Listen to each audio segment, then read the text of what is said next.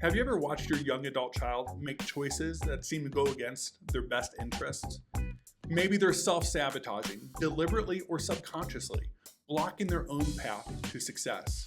It can be frustrating and heartbreaking to witness, especially when you know there's so much potential. In this video, we're going to deep dive into why self-sabotage happens, especially during this pivotal transition from adolescence into adulthood.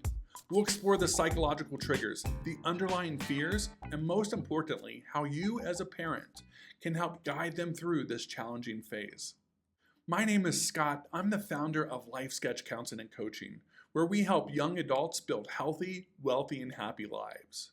As a trained therapist and ADHD career coach, I've seen countless clients struggle with self-destructive behavior, and that limits their full potential. But I'm here to tell you today that it can get better. So first, let's talk about what self-sabotage really is. Self-sabotage is when somebody consciously or unconsciously acts in a way that blocks their own goals and well-being. It's a form of behavior that can manifest in many ways: procrastination, indecision, or even outright refusal to take action. For young adults, this can be particularly detrimental as they navigate the complexities of entering the workforce, managing relationships, and building their own identity. Many young adults struggle with the pressure to succeed. They might feel failure, and ironically, this fear can lead them to sabotage their own efforts. It's as if they're saying, if I don't try, I can't fail. But where does this mindset come from? To understand self-sabotage, we need to dig into the psychology behind it. One of the key drivers is fear. Fear of failure, fear of success, and even fear of change. For young adults, stepping into a new phase of life can feel like standing on the edge of a cliff. The unknown can be terrifying. Imagine growing up in a world where you've been told anything is possible, but now as an adult, you realize the daunting that anything truly is. The weight of expectations, both from themselves and from others, can be overwhelming. This can lead to what psychologists call imposter syndrome, where a person feels like a fraud, believing they don't deserve their success. This fear can paralyze them, causing them to avoid opportunities, delay decisions, or give up too easily. It's a coping mechanism to protect themselves from potential disappointment, but ultimately it hinders their own growth. But fear isn't the only factor. Some young adults struggle with a lack of clear identity or direction. They may not know what they want out of life, where they want to be in their career, who they want to be when they grow up, leading to indecision and inaction. And let's not forget the role of perfectionism.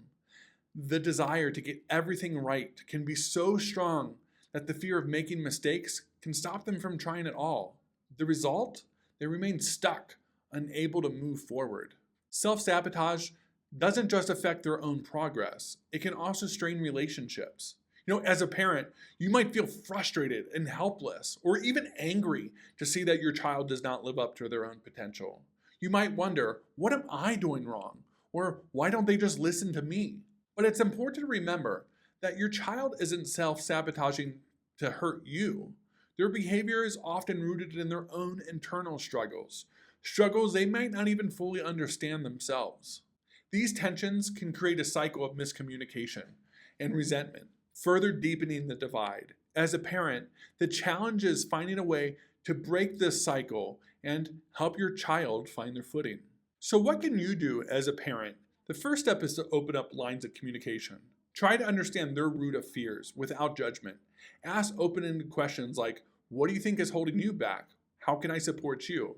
It can also be useful to actually lean into the resistance instead of trying to right the situation.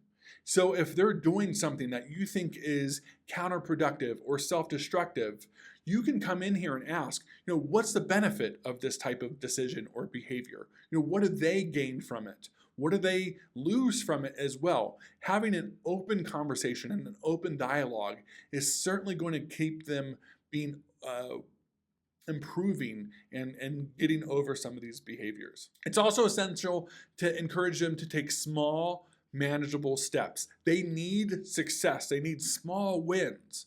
And sometimes the big picture can be too overwhelming. So help them break down their goals into smaller, achievable tasks.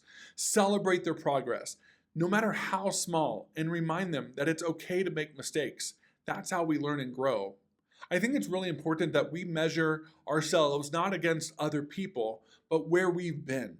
And so what might seem like a menial, small ability or task, let's say making a phone call, for your young adult, it might be a huge accomplishment. So you're going to need to celebrate those when they come. Consider seeking outside help if needed. A life coach or a therapist specializing in young adult transitions can provide the tools and strategies that they need to overcome some of this self-sabotaging, self-limiting behavior. Self-sabotage is a complex and often misunderstood behavior, but with the right support and understanding, it's possible for your young adult child to overcome it. Remember, this is a journey of self-discovery for them and for you as a parent.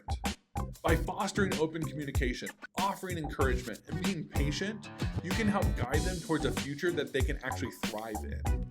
Thanks for watching. If you found this video helpful, don't forget to subscribe or share it with others who you think might benefit. And if you have questions or thoughts, feel free to leave them in the comments below. Let's keep this conversation going.